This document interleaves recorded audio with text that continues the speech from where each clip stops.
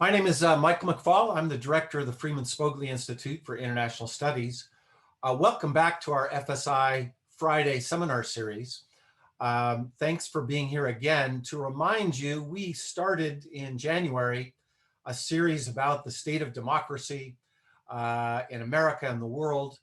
We've had two seminar series earlier this year on that, and we'll be continuing that series next week when we talk about, is this a time or not for the United States to be in the business of promoting democracy from around the world?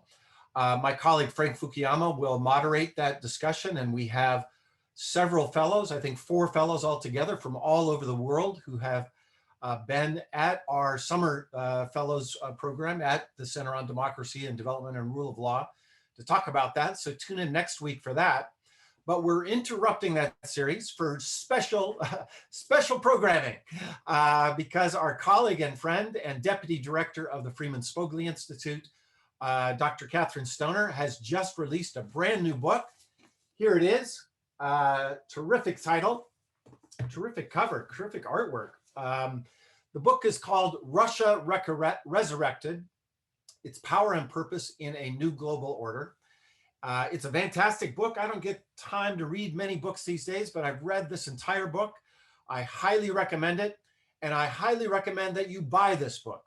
At least I want you to listen to Catherine for the next hour or so, and then I think she'll whet your appetite, and then you need to buy the book, because if you don't buy books like this, they won't get written in the future. And it is my firm conviction that not everything that needs to be known in the world can be covered in a podcast or a tweet or even an op-ed. We need to still write books to understand the world. So, Catherine, first of all, congratulations for writing this book. I tell people when I give talks about different things I've done in my life, whether being the US ambassador or working at the White House, there is nothing harder than writing a book. Compared to writing a book, being ambassador in Putin's Russia was a breeze. So it's a tremendous accomplishment to write any kind of book. But this is a really big book covering a lot of territory and a lot of very big themes. So why don't I just hand it over to you, Catherine, give us a little sense of what the book is about. We will then maybe, depending on timing, I might ask a few questions. This is a topic I am particularly interested in. And then we will go to your questions, everybody, just so you know. Wow, we're already up to 400 people since I've been talking. Wow. So all of you, look to the Q&A button at the bottom of your screen and submit your questions. And I'll do my best to get to as many of them as I can in the second half of the presentation. It will be recording this session. Just visit our website, fsi.stanford.edu, if you need to tell somebody who's not here today that wants to hear it. And with that, Catherine, let me turn it over to you. Congratulations, and tell us a little bit more about Russia Resurrected. Okay, great. Thanks very much for having me, Mike. This was a, I'm going to share my screen here. Let me see if hey, I think I did that. Yeah, this was a harder book to write in some ways than other books I have written, because I am hoping that people will read it. It has a little bit of a different take on Russia, and I should say that you know, the way the press has the title, or the Oxford University Press, that is, has the title is Russia Resurrected without the question mark. They took that out on me. They want a strong statement, but you know, the book is careful to try and balance that news. But it does, I think, look a little differently at what I'll call the paradox of Russian power, or at least the paradox of the perception of Russian power. So I hate this about Zoom, that you have to kind of move everybody out of the way here. But it's really a paradox of understandings or perception of Russian power, right?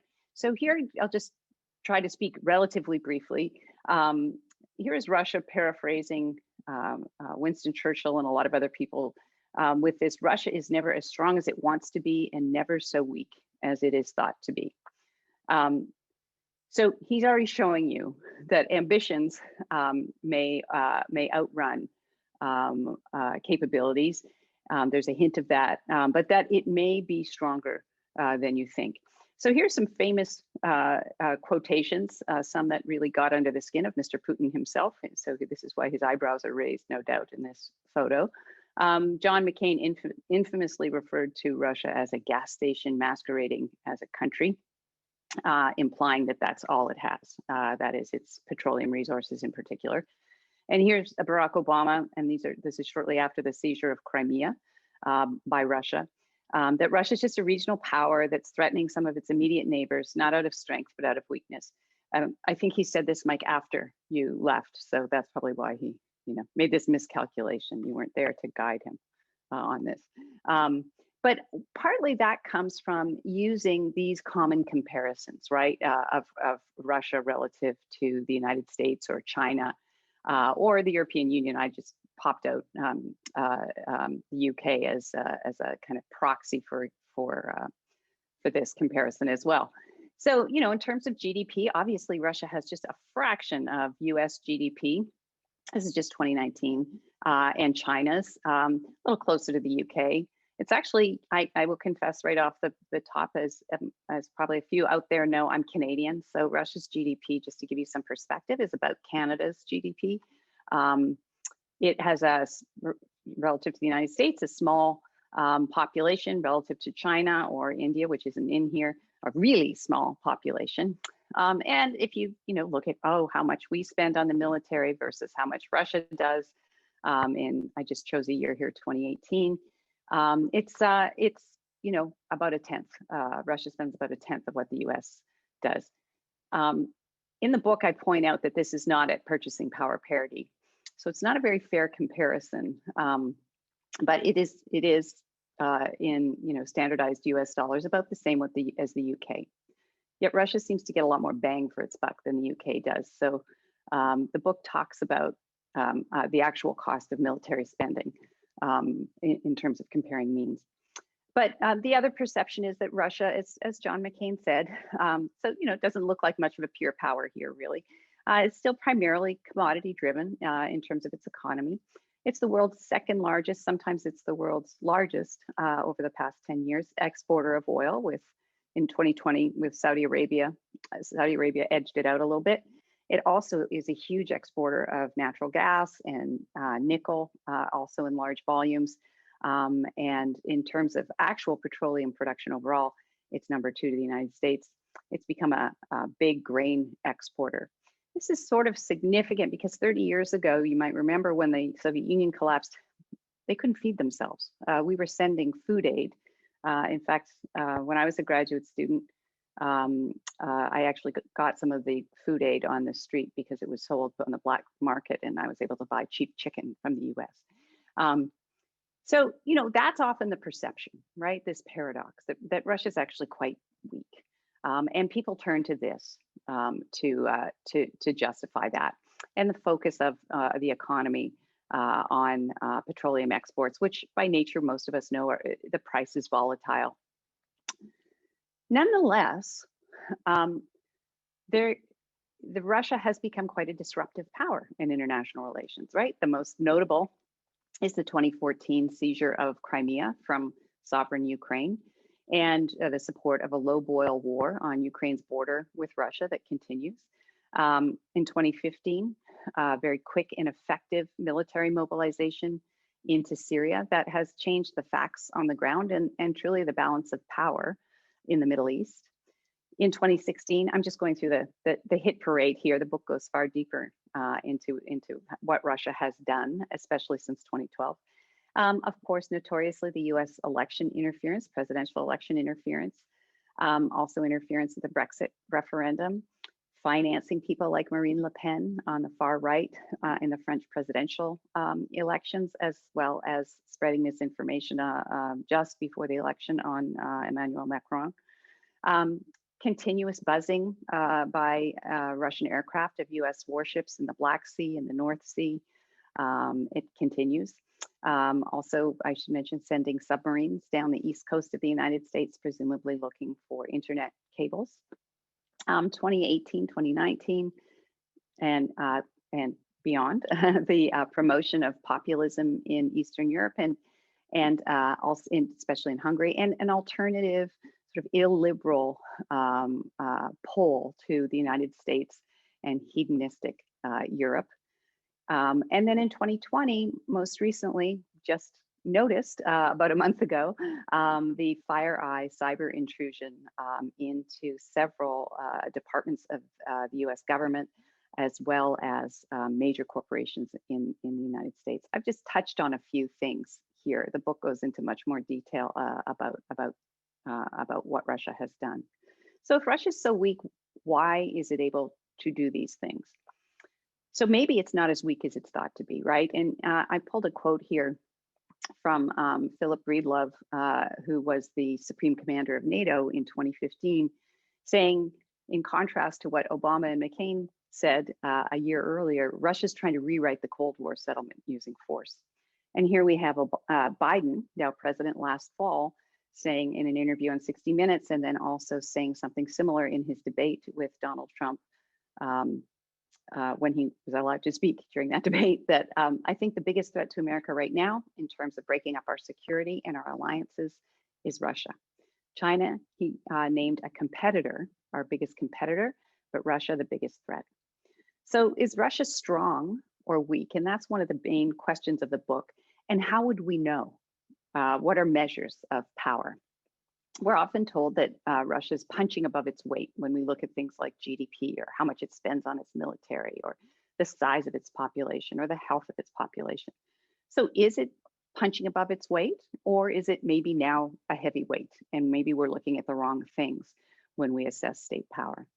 So the book tries to offer some correctives of how we think about power in international relations in the 21st century, whether we're thinking about it too narrowly, and so we overlook other capabilities. And so I think that we need to look beyond these traditional measures of men, military, and money, and recognize that power is multidimensional. And remember that it's relative and it's contextual. And so one of the metaphors I use comes out of the international relations literature that says, and actually the card playing literature, I suppose, a good hand at bridge is a bad one at poker, right? In different contexts, cards have different values. And that turns out to be true with means of power as well in terms of Russia. So Russia is quite a heavyweight in some areas and a lighter weight in others. So a country's power tools or capabilities can be good enough, Russia shows, to be very disruptive depending on the context. So that's one corrective the book tries to provide as we think about Russia's relative influence in the world. And the second is the characterization of Russia as weak, which is, I think, outdated. It is a stereotype, in particular from the 1990s, when we remember Russia as being, undergoing a tremendous, tumultuous change from a planned economy to a type of market economy, when it was there was tremendous amount of street crime and corruption, and as I mentioned, in the early 90s, just as the Soviet Union collapsed, was getting food aid. So here we are 30 years later. And what's remarkable is that 30 years after the total collapse of the social, political, and economic system of the Soviet Union, which Russia inherited January 1st, 1992, Russia is considered in our own national security documentation and doctrine with China, the number one and two, or tied for number one threats to the United States and to its national security. So how can that be? If we just look at those traditional means that I just showed you in that quick chart. And is it strong or weak? And so I think there's an underestimation of how much Russia has recovered and the resilience in those 30 years. Sure, its GDP and its population are nowhere near ours, but should we really have expected that first, given what it went through, especially in the 1990s? And second, it has built some new tools in international power that aren't very expensive. So its GDP in gross terms doesn't necessarily, it's not necessarily a negative. It's proven to be very disruptive. And finally, I note that in the book that, and this is the last chapter, that Russia's lack of institutional checks have enabled a very powerful president, Vladimir Putin, to use Russia's power capabilities quickly and without much accountability, at least for now. And its tolerance for risk is very high. This is different from the Soviet period. There was at least, the Politburo, which had some degree of or some ability to at least check the independent authority of the general secretary of the Communist Party, who was the head of the system. Institutions have been hollowed out so much in Russia now, and the presidency is so strong in the office of the presidency that there really isn't a check on quick decisions that often are to our own detriment. In the long run, they could be to Russia's detriment too. But this is partly, I think, how it's been able to dominate in some areas in international politics, or at least disrupt a lot. So one of the things the book does is, as I mentioned, we think about power in international politics in a different way. I shouldn't say we, I. Power, I use the word influence interchangeably, and it's just simply one state getting another to do something that it wouldn't necessarily do on its own, wouldn't otherwise do. It's relative, right? So power is always relative. So traditionally, scholars have just looked at means of power. And sort of a realist way of looking at it is to look at these traditional measures, as I mentioned, of the economy, society, its health and wealth, and size, and military or hard power, the 3 M's, men, military, and money. But context of capabilities really matters. A good hand at bridge is a bad one at poker. And so I expand to other dimensions of power. I look at these traditional means of power in different chapters. So first comes the economy, then society, then the military and hard power. And then I also look at soft and sharp power, which is cyber capability, and soft power being the power of attraction, of course. But I look at where the geographic domain of Russian power as well, where and how many countries Russia exercises power over.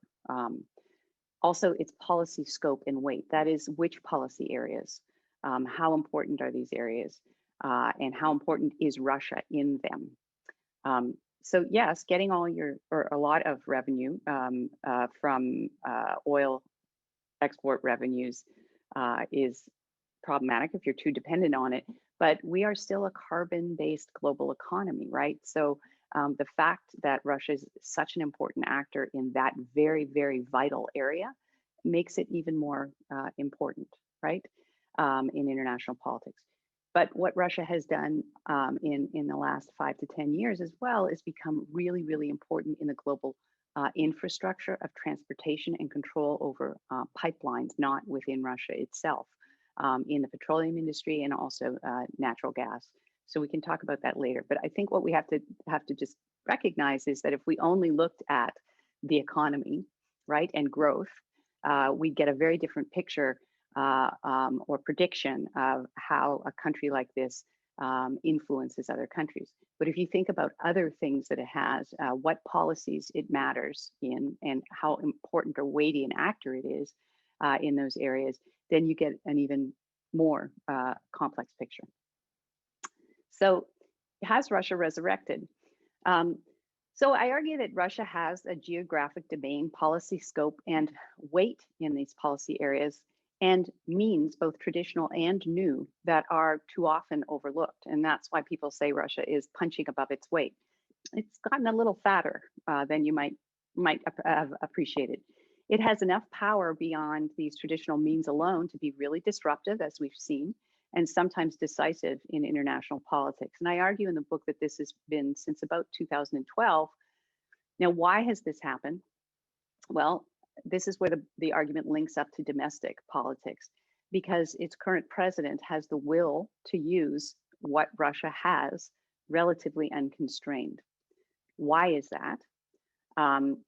So I argue that the deployment of Russia's power resources is determined, in part at least, by politics at home. I don't deny that Russia has structural interests. All countries have that, right? To protect their borders, to protect their populations, to find markets for their products. Of course, Russia has those structural interests.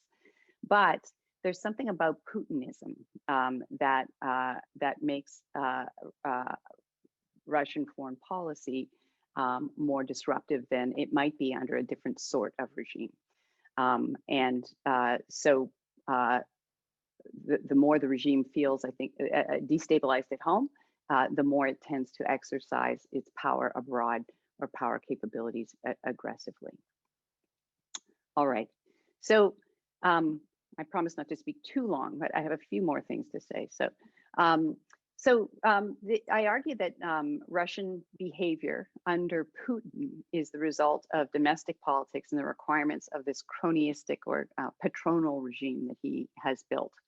I'm not citing the people that I'm drawing from and making some of these arguments, but trust me, it's in the book and they're cited, but just to keep things moving along. Russia has mostly been Russia has had other times of cooperation with the West. That is, it's not structurally predetermined that we are adversaries. So just going into, and excuse me, historians who would go much farther back, just going back between in the Gorbachev period, 1985 to 1991, we had tremendous cooperation over arms control, arms reduction, even the invasion of Iraq, the first invasion of Iraq over Kuwait. Yeltsin between 91 and 1999. There were some disagreements, of course, but overall corruption. Even Putin in his first two terms between 2000 and 2008, the book goes through some important instances of corruption there. And Mike, you're of course well aware of all of these, Putin being one of the first, some say the first, foreign leader to call George W. Bush and express his condolences for September 11th, 2001, and looking forward, as others have noted, to cooperation with the United States. Under Medvedev, Mike, in your book, you document all of the cooperation that went on under the reset, and the reset went in two directions. Medvedev, yes, was president. Putin was prime minister in that period. So, up to a point, even perhaps Libya broke his back when Medvedev was abstained at the UN Security Council over the NATO bombing of Libya. There was tremendous cooperation, this New START agreement being just one instance. Obviously, the Northern Distribution Network also being another, where Russia allowed us to move material by train through its heartland into bases outside Afghanistan when Pakistan was deemed to be an unreliable ally in this respect. And then Putin comes back into office in 2012 on the back of huge protests that clearly surprised him. First over results in the Duma election in December 2011, and then they continue over his return into 2012. And this is followed by some arrests and a gradual crackdown and then worsening of relations with the West. So the book goes through this, looks at this puzzle of where of Russian power. Where is it influential? In what ways? In what policy areas? And so the second chapter, after I lay out the argument, goes through the formerly known area formerly known as the near abroad, right? Russia's immediate neighborhood, that is the former Soviet states, looking at the different policy areas that Russia influences or exercises influence over each of those countries. And there is some variation, I argue, in that. And some of that has to do with the regime type that the Russian government is dealing with. Clearly gets along better and is not as punishing or manipulative, perhaps, in using the leverage that it has over oil infrastructure, gas infrastructure, trade more generally, with countries that have regimes that are more similar to Russia's own regime under Putin. It behaves differently with, of course, Ukraine or Georgia or other countries that are more interested in drifting to the West, the Baltics as well. I look also in the third chapter further afield to the new geography of Russian power, some areas where Russia has established stronger relations, or some of which are new, some of which are older. One area that is particularly notable is the Middle East. I mentioned Syria, of course, going in 2015 has essentially changed, fundamentally the balance of power between us and Russia in the Middle East. Russia maintains, this is a particularly I found fascinating area to learn more about as I was writing this book, maintains positive relationships and strategic bilateral relationships with countries that are themselves enemies of one another. So Syria, Iraq with and Saudi Arabia, Iraq and Iran, Israel and Iran. Some of these are rekindled relationships. Some of them are reestablished on a new basis. Israel, of course, has a large Russian diaspora from immigration in the late 1980s and through the 1990s. And a lot of Russian speakers. Putin has used some of Russia's soft power here as well to do things like pay pensions to all former Soviet veterans of World War II who would have received pensions in Russia. They paid them in Israel. This was tremendously popular. And so, people don't think of him the way we do necessarily in parts of Israel, at least.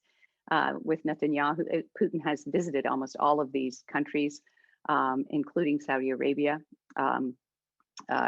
We used to say that, when oil prices were going up between 2003 and 2008, that Mr. Putin couldn't really take credit for that because he, of course, didn't control world oil prices, right, or output. Now, as we sit here in 2018, 2019, 2020, 2021, with Putin establishing this relationship with OPEC, such that it's now called OPEC Plus, has agreements with Saudi Arabia on setting oil prices. Now, there are limits within. Some people question how long that will last. These are sort of uneasy, I wouldn't quite say allies, but Russia, now has some input into what oil prices are. Also has moved into South America, and so the book covers that as well. I mentioned the relationships in Western Europe and Eastern Europe, sort of trying to pry the fissures of the European Union apart. I mean, European Union's doing that itself, but they have put some money and time and effort into doing this. Putin's regime, that is.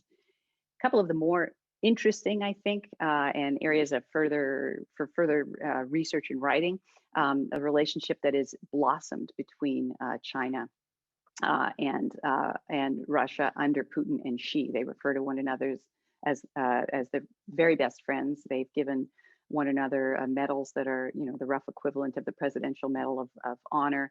Russia obviously is selling a great deal of oil and petroleum products, as well as natural gas, to help meet some of China's energy needs. And they've developed some cooperation as well with the northern Arctic trade routes as the global warming opens those up. China's very interested in that. China has also invested before the pandemic. Chinese investors were endemic in Russia as well, and Russia's gotten investment from the Middle East, from the Gulf states, in several of its oil field developments. So it's tried to find, under Putin, they found some new friends and some rekindled old relationships and new markets. So I just did this quick tour abroad. I didn't talk about India, and I haven't talked that much about some of these other areas, but I'd be happy to talk more about that as we move toward a discussion. In terms of policy scope and weight, this is the kind of thing that isn't captured by just a measure of GDP or GDP per capita. It has moved, as I said, to become an even more important actor in carbon, energy, oil, and natural gas sales, pipeline, transportation networks. It's an extremely weighty actor now in those areas. In terms of non-carbon trade, there's been some diversification of the economy. I don't want to overstate that, but Russia sells more now than just oil or natural gas. But the natural gas it sells is very important to the places it sells it, in particular Germany. In terms of non-carbon trade, Russia's only second to us here in the United States in selling weaponry. It's not very fussy about where it sells the weaponry. So it doesn't come with, humanitarian strings attached or human rights, which could be worrisome. It could also flood places like the Middle East with even more weapons, more than we've put there. With nuclear energy and technology, Russia actually sells construction of nuclear power plants. It sells to India, it sells into Africa and other places as well. In agriculture, a traditionally really weak area for the Soviet planning system, Russia's actually come back significantly in that. As I mentioned, it's the #1 wheat exporter in the world now. The third sort of main policy area, of course, that it's concerned with as it moves around the world is its own sovereignty. It is the dominant power now in the Arctic. There's been a lot of militarization of the Arctic and increased attempts to drill and look for oil there. I'll stop in just a sec, but this is essentially how the book is laid out. We look at the geographic area where Russia has influence and in which policy areas. So that's chapters 2 and 3. And then chapter 4 looks at the traditional means of Russian power. So looking at the economy, then society and demography, and then hard power, and then the soft and sharp power, which I mentioned.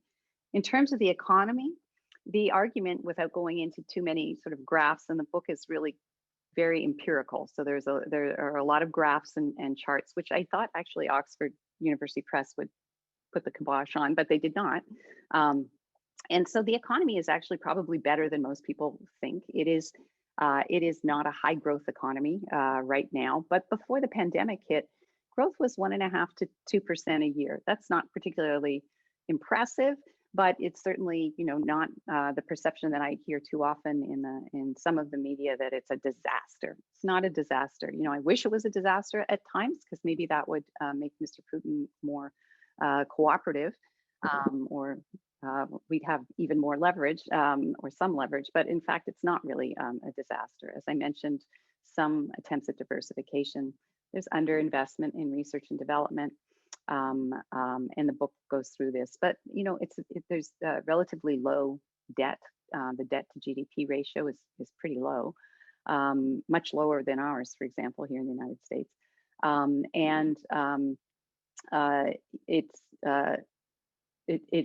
There's obviously recognition that there has to be diversification, and there has been some. One of the interesting things is the decoupling of Russian GDP from oil price. And if anybody's interest is piqued in that, we can talk about that. And I'll show you the data there, which happened around 2014. In terms of society and demography, I argue that this is really kind of the weak point for Russia. And I look at the issue of inequality, which is a huge problem there, a growing problem, and demography.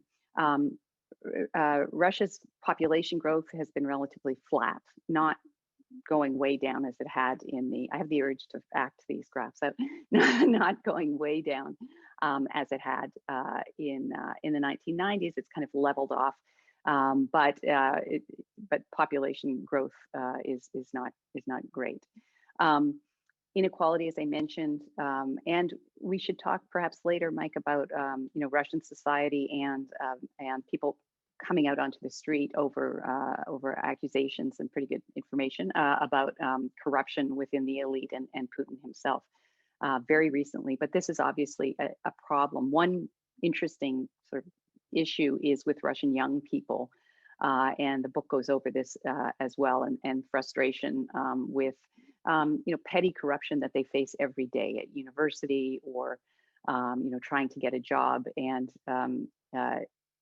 we're starting to see in survey research that many 18 to 24-year-olds, over 50% in November of last year, indicated they wanted to leave Russia permanently, emigrate.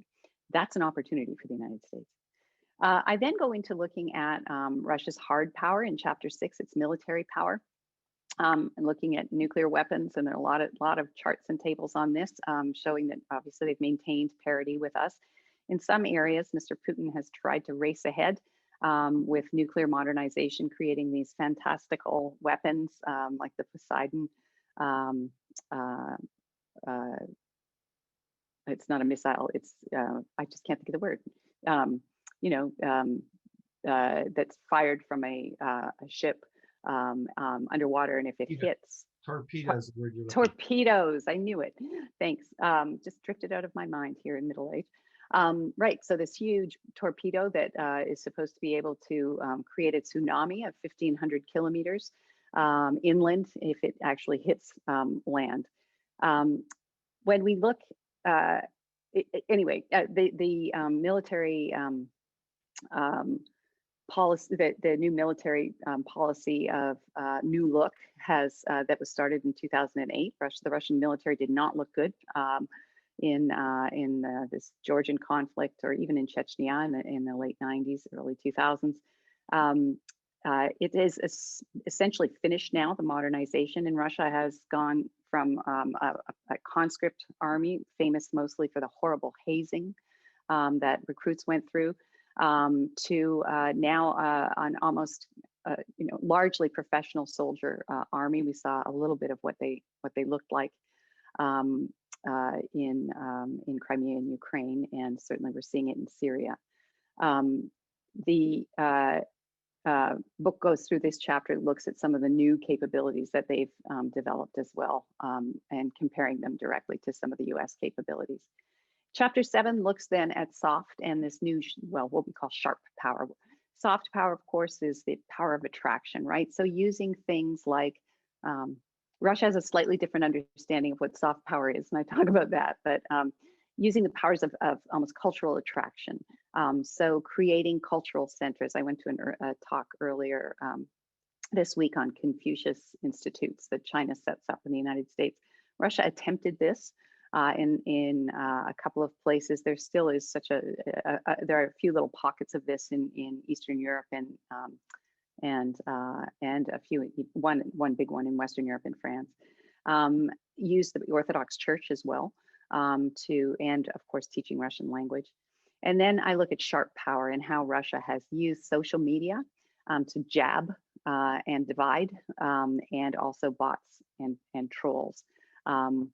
I look at Russia Today as well, RT, which is a very slick television station that represents the views of the Russian government in 20 or so languages around the world. And also Sputnik, which is a radio station which you can get here on AM in the United States. I know they broadcast widely in middle of the United States, trying to basically exacerbate divisions that may already be there, but certainly reaching out to be disruptive. And then finally, the book, whoops, I'm not going to go into all of this. The book in chapter 8 links all of this to, why does Russia behave this way with what it has? What is the purpose of Russian power? And that's when the argument gets into domestic politics and the urgency of maintaining the regime and regime legitimacy and markets as well. So I'll stop there, Mike, because I feel like I've talked a lot and hopefully whetted people's appetites. And I see there are 48 questions in the Q&A. Yes, well, you definitely whetted people's appetite. Sorry. So we have 49 questions in 19 minutes. So I want you to keep those numbers in your head as you try to answer. We have some fantastic questions here. That means basically 20 seconds for each answer, but I'm going to try to group them in kind of big things. First, there are several questions here about power and neighbors. And particularly, I want you to answer Steve Krasner's question about if Russia attacked the Baltics, would NATO be able to defend them, given what you know about the balance of power in that region? But also there was a question, I'm just bouncing around here a bit, I can't see it, about the Balkans, which doesn't get enough attention. What's the balance of power there between Russia and the Balkans? And then somebody else asked, I think Robert Townsend, about China and Russia, and he mentions BRI in particular. Yeah. Tell us about how you see the balance of power out on the eastern border, particularly in between two countries that you described are close, and yet this could be an area of competition. But the main one I want you to focus on, I think, is Steve Krasner's question, because if Russia is as powerful as you say, that would make one might think we should be nervous about our ability to protect that border. So how would you answer that question? Well, Steve actually, hi, Steve. Steve and I actually probably heard quotes like this at the same time when we did some visiting to different parts of the U.S. military with some folks from CSAC a couple of years ago, and I've done some interviews with folks in the U.S. military and NATO. I mentioned Breedlove there. So here's the the perspective that, first of all, as President Ilves from Estonia told us, if that's not a day-to-day worry, invasion, that is physical invasion in Estonia, for example, or the Baltics. And if Russia wanted to take any of them, they could do that very quickly and easily. So for a number of reasons, there's no need to do that. If they wanted to exercise leverage over the three Baltic republics, they've got lots they can use short of actually occupying them. One is one is energy, right? And the Baltic republics are all trying to wean themselves off any kind of reliance on Russian energy. But the infrastructure that's been left behind from the collapse of the Soviet Union also includes things like electricity and other transportation networks too. They have large diasporas that we worry could be mobilized against their own governments, and certainly Russia has tried to do that. They have, done denial of service attacks on Estonia, most notoriously. So they have lots of ways of exercising power over the Baltic republics. And this is in chapter 2, short of occupation or military seizure. They could do it very easily. What our military folks that I've interviewed have said is that not to get too into the weeds, but there are the Russian tanks apparently are excellent in some of the new tanks that they have, and we don't have a huge presence in with on the ground equipment in Eastern Europe. We have these small strike forces that NATO has set up which are sort of deterrents. But Russia could quickly overwhelm them if they chose to do that. And what I was told was it would take months for us to be able to drive them out. Now, we could drive them out, of course, and it could easily escalate to using nuclear weapons, but it would be highly problematic. The good thing is I don't think that Russia has any interest, Russia's leaders, like as Mike likes to say, there is no Mr. Russia, right? Russia's leadership doesn't have any interest or need to do that. They have lots of other instruments they can use, which I detail. Do you want me to go on to the? Let's keep moving. Let's come back to China if we have a chance, because that's we'll come back. One. But there's lots. I want to make sure I get to some other conceptual questions that are here. So you were just talking about capabilities. They have lots of other means to do this, that, and the other to the Baltics. But you also, earlier in your talk and in the book, of course, talk about Putin's will and what drives him. So there are several questions here about that. One, is there an ideological dimension to what he's doing? Mm-hmm. And a sidebar orthogonal to that is another question about, well, why is it everything so confrontational? Why is it necessarily confrontational? Is that driven just by the rise of Russian power, or is that has something to do with Putin? And then there are other questions, of course, I'm asking the opposite. You said power is relative and it's an interactive. Are there things that the West has done to make Russia so confrontational vis-a-vis the West? So I put this up. You can still see my screen, I think, here, right? I put this up just because to help answer this question. The big question here is, obviously, as I mentioned, Russia has some structural interests, right? It needs to sell its oil. It needs to get, it needs to trade. It needs to develop to a certain degree. President Putin said last year, I think it was, that evolution, not revolution. Russia's overfulfilled the plan in terms of revolution. So, um, but would, the question, Mike, is would any Russian leader or regime use its power the same way, right? And my argument is no. There's something about Putin, right? And as they become, less open as a society and as a political system, it's become more aggressive in terms of foreign policy. And I think that's because this patronal system requires that Russia expands around the world, not because of ideology, like in the old Soviet period. It uses this kind of conservative or liberal ideology, but this has evolved over time. Putin didn't start out that way. And some of the work that I use is this interesting book by Sam Green and Graham Robertson, who we had speak here last year on Putin versus the people, basically getting, using this sort of conservative ideology to create divisions within society, to peel off more conservative elements who truly are, anti-homosexual or much more for conservative family values than sort of the quote unquote Democrats in Russian society, or people who have these more liberal minded folks.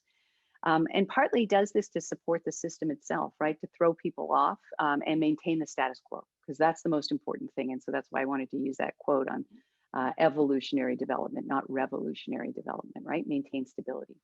So why?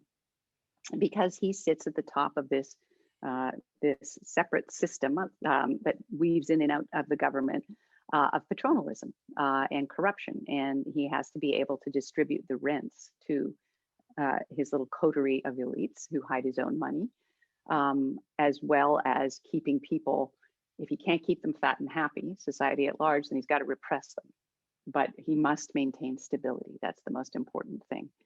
And so social mobilization, the likes of Navalny, is a real threat to that. And I think that's partly why we see this kind of over reaction to him recently.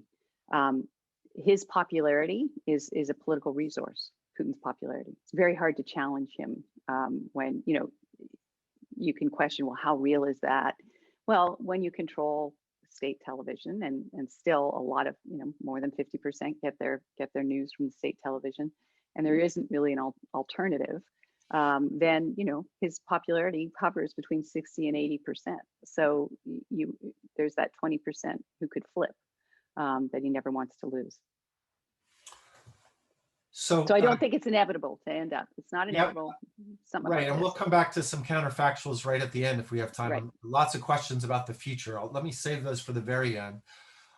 There are several questions about the relationship between different dimensions of power that you discuss, obviously, in your book. You have whole chapters to them.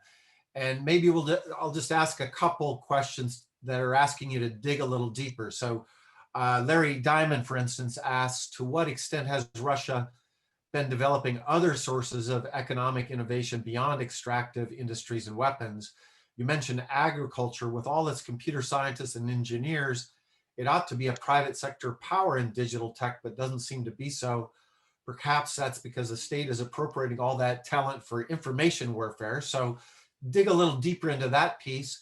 There are also other questions about demography and health and even tobacco, a question I know you've been researching for another book and research. So help us understand, just more broadly speaking, which seems like a bit of a gap. There seems to be more military power than economic power. Is that the right way to think about it? And is that sustainable? And yes, you leave that chart up for a minute because somebody, I can't find your name now, I apologize. Oh, Danny Sandler asked to see that slide. So you just answered Danny's question too. This one. That one, right, about the decoupling of GDP and oil prices. Right. So, okay. So Danny can study that. And I can talk a little bit about Larry's question in terms of diversification and what else they're doing. So I brought this up because we do see a dip, a separation, right? So our colleague Dan Treisman at UCLA wrote a really interesting paper about how tightly Russian GDP at purchasing power parity followed oil prices. I don't know if he uses Brent, but anyway, you can see I've got this out. And so GDP is here in the, I'm not sure what that color is, robin's egg blue, and here's crude. What you can see is that we get a huge drop in oil prices. Remember this in 2012 to 2014, right? So they dropped from over 100 to just over $40 a barrel, and it starts going up. But look at Russian GDP. It drops a little bit at the same time, but it really is decoupled at this point. So something else is driving GDP. Oil comes up now. It's just actually, this is probably where oil prices are today, by the way. So why is that? Well, you could you can't argue that diversification, what I'm showing you right now, has happened because oil prices went down, because GDP still is growing. So something else is happening. And so what we see is this is just a structure of exports in 2013. And the big blue here is carbon and energy exports. So this is natural gas and oil. In 2017, it's down 11%. And what's gotten bigger is metals. Russia has a lot of precious metals, and machinery and equipment. They also do a lot in chemicals and pharmaceuticals. So people may have heard of Sputnik V or 5. It's the pharmaceuticals industry is actually, Larry was asking about, they've got programmers and whatnot. They also have this. They're actually quite capable. And the Sputnik vaccine, yes, I would take it. It actually just, I have friends who've taken it. There's an independent reviewed article in the Lancet saying it's safe and effective. So I think sometimes we underestimate that. So you can see what they've moved into. This isn't to say that they don't have a lot of potential for going further. Here's food and textiles, by the way, Larry. That's largely on the back of wheat, I think. They can obviously do a lot more with diversification, and yes, the state is often in the way. And it would be much better if, in a variety of ways, and the book talks about that. And by the way, Larry, I just dropped the book in your mailbox today. So it could be doing even better, but you see some diversification here. And again, this isn't just because oil prices, dropped. Its GDP kept rising, so it became a larger share of the economy too. The problem is they tend to try to do things in a state-led way, and this is not terribly effective. So you can only imagine how much better they could do, because there is, as you mentioned, a lot of talent in Russia, if the state was not so corrupted. What about health and demography?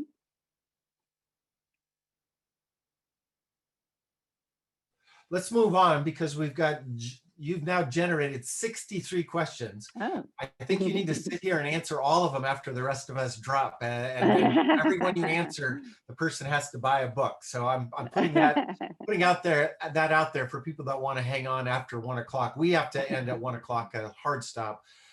So let me group 2 o'clock.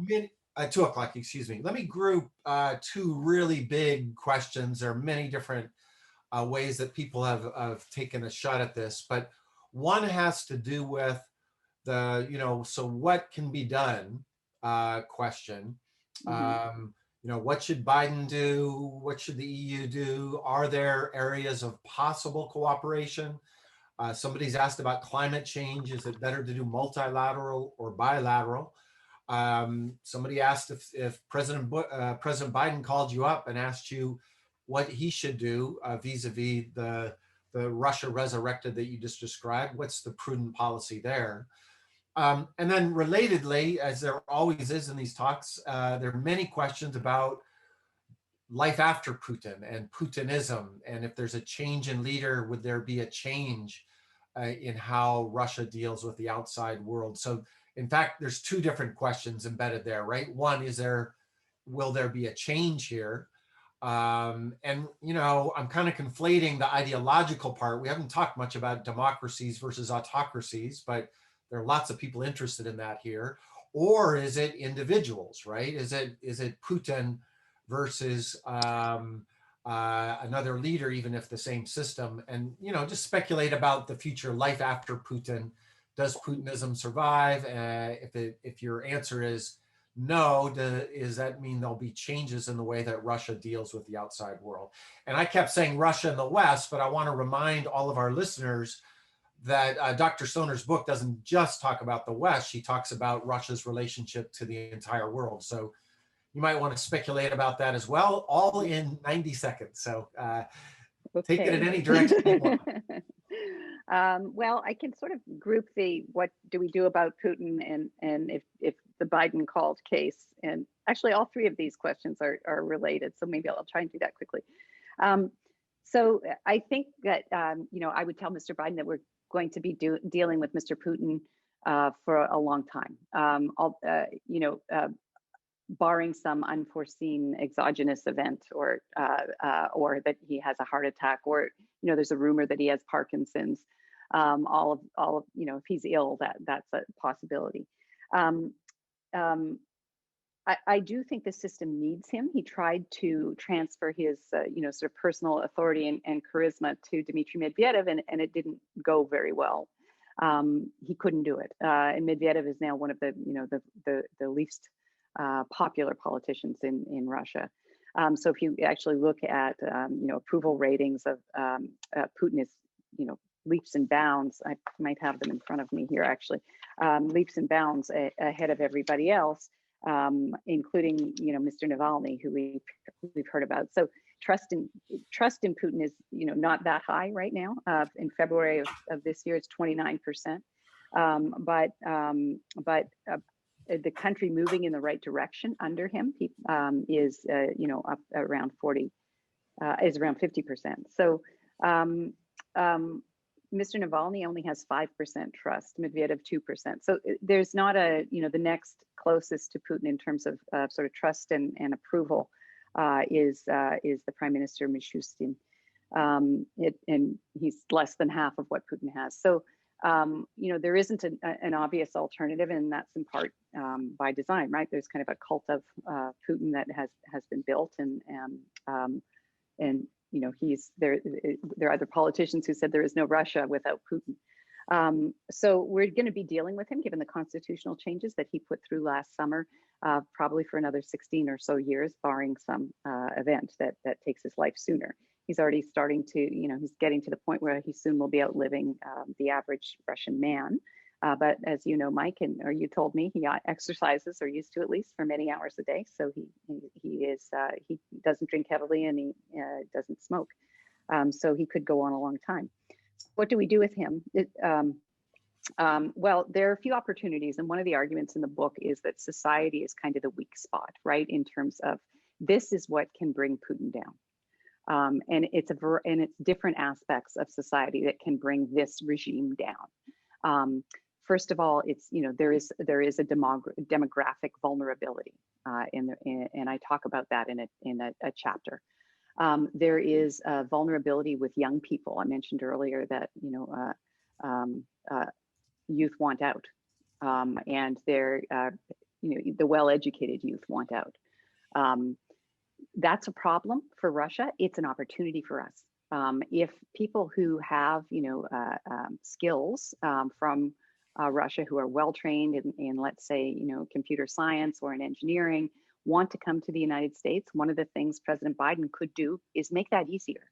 Not necessarily by having a formal exchange program, because the Russian government under Putin will put the kibosh on that, but by making it easier to get longer term work visas of 1 to 5 years or something like that, making it easier for young Russians to come to the United States, to go to graduate school, because they tend to want to stay, and when they stay, they tend to build businesses. And so you can think here in Silicon Valley of Google, right? We've got Sergey Brin. He's not sitting in Russia. His family emigrated, and that's a good thing for us. All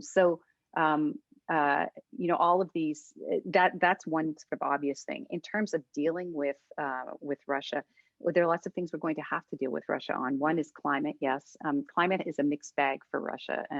It's a bad thing overall. In the short term, it actually gives them more arable land, and it's creating pathways for trade through the Arctic. Um, we're going to have to deal with Russia in the Middle East. We have right now no input to what happens in Syria. That's partly because Russia went in, but it's partly because President Trump withdrew.